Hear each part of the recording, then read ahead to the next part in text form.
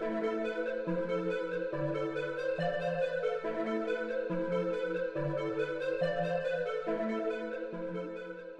all, and welcome back to the Sanctified Podcast. Today, we're going to explore the story of one of the greatest doctors and healers of the church, Saint Blaise. Now, I must admit that I was kind of disappointed in how little information that we actually know about Saint Blaise, especially because from that information, he seems like a really interesting person. And I mean, he's a very prominent saint in the church. So I feel like there should be more information out there, but it's surprisingly minimal.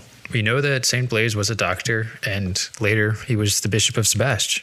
And he was very famous for his devotion, though in his time it was more infamy than fame.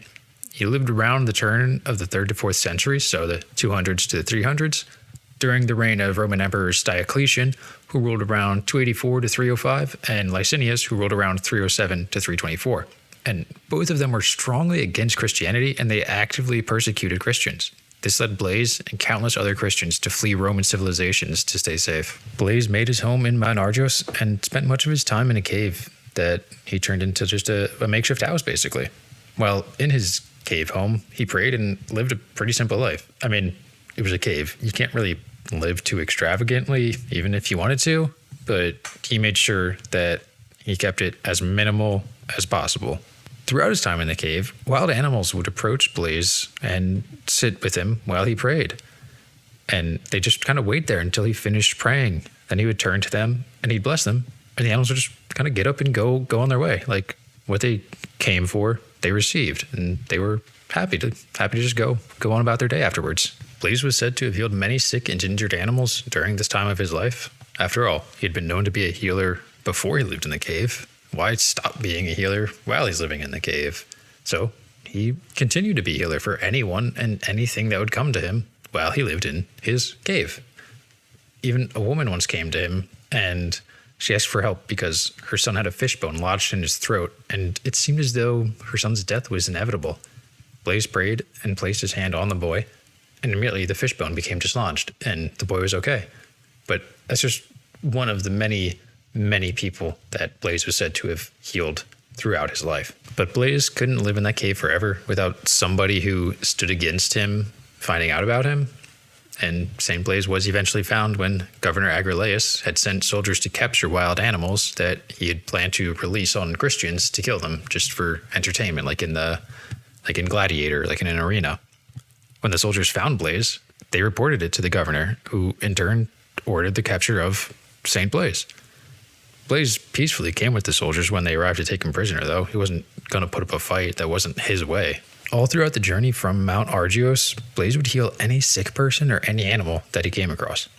A widow approached Blaise and said that a wolf had just taken her pig, and that pig was the only possession that woman had, and she was extremely distraught about the loss of this pig. Blaise said to her, "Do not weep, your pig will be returned to you." And moments later, the wolf came back with the pig, and in fact did return it to the woman unharmed. Everyone was astonished at seeing this. I mean, after all, who would think that could happen? A wolf takes an animal, presumably to eat it, but then decides nah, I'm going to go find the person that I took this from and return it to her.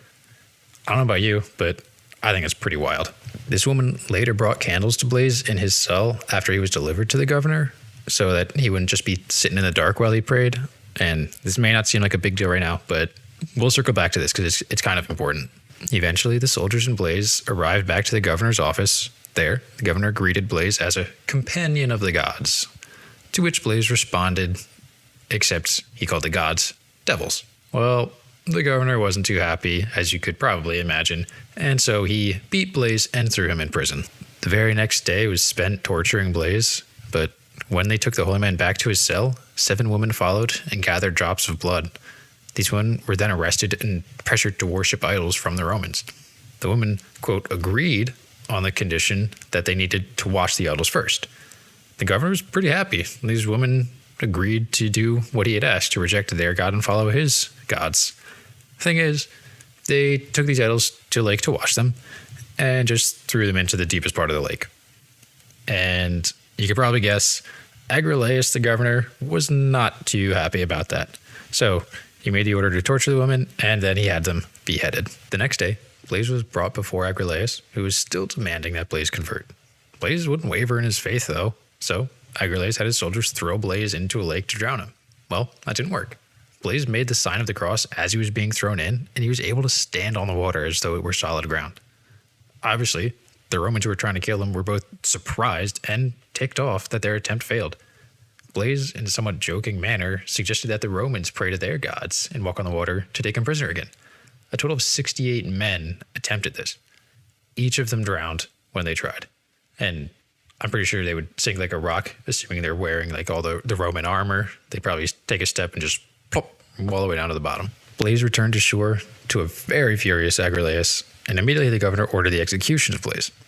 Blaise prayed for the world and for those honoring his memory before he was decapitated. This was around 316, and so Blaise became a martyr for his faith.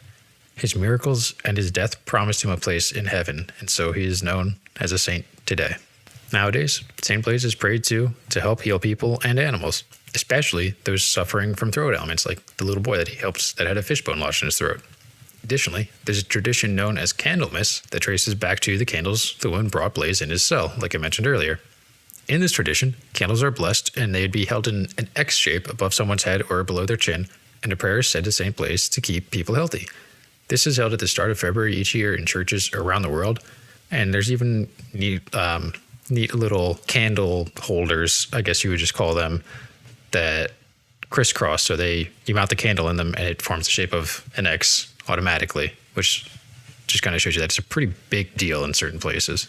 Also, I found a pretty spectacular story about an event that is pretty recent. In a blog posted on the National Catholic Register by Patty Knapp in 2020, she recounts how Blaise healed her father. Her full story can be found on ncregister.com, or probably if you just Google Patty Knapp St. Blaise, it'll be one of the first results. But I want to share a summary of her post here because it's just so incredible. Her father was suffering from a throat infection and he needed a feeding tube because he couldn't swallow. He would have to go to a specialist who would determine if his throat was healthy enough for swallowing food again. And she was saying some prayers to help heal him, and she remembered St. Blaise was basically the saint to pray to for this. So she prayed to St. Blaise, and her father prayed to St. Blaise, and then the very next day, her father was just kind of talking away, and they realized that he didn't have any trouble swallowing or communicating. They went to the specialist, and her father could start eating regular food again. It just miraculously healed overnight. Now, again, that is just a very brief summary of the story. I encourage you to go visit her blog post and read the full story yourselves. It's pretty awesome to see prayers like this work in the modern day, and I feel it's far too rare to learn about stories like this. So I was pretty excited when I came across this one. St. Blaise has relics in the cathedral in Dubrovnik, Croatia, where Blaise is a patron saint of. There are also said to be relics of St. Blaise all over the place, including a few churches in Rome, Croatia, as we just mentioned, and other places in Europe. Blaise is the patron saint of Dubrovnik, as I just mentioned, of those who suffer from throat ailments, which you could probably guess, patron saints of animals, because he would always heal the animals, and patron saint of wool workers. And I know I didn't mention anything that would make sense to that, so I'm just going to touch on it here, and that's because it's widely believed that wool combs were used to beat Blaise as he was tortured. Kind of as a result, he became patron saint for the people who were supposed to use the tools that caused so much suffering for him. But obviously he doesn't hold it against them. It's not like the wool workers beat him. It's the Roman soldiers took wool workers' equipment and used it as a weapon. Blaise is also another one of the 14 holy helpers. He's the second one that I've covered so far, St. Denis being the first. As always, I encourage discussion about today's saint. What do you think of St. Blaise? What about Patty's story about Blaise helping her father? It's a pretty cool story, if you ask me. Have you heard any similar stories yourselves even? Whether it's about St. Blaise or any other saint, I would love to hear about it. And if I get enough, maybe I can share them in a future episode. If you'd like to support the channel, you can subscribe, download the episode, like, comment, share it with your friends, or even just send me a suggestion on a saint that I could check out by emailing me at sanctifiedpodcast@proton.me. I hope you enjoyed today's episode. Take care and have a wonderful day.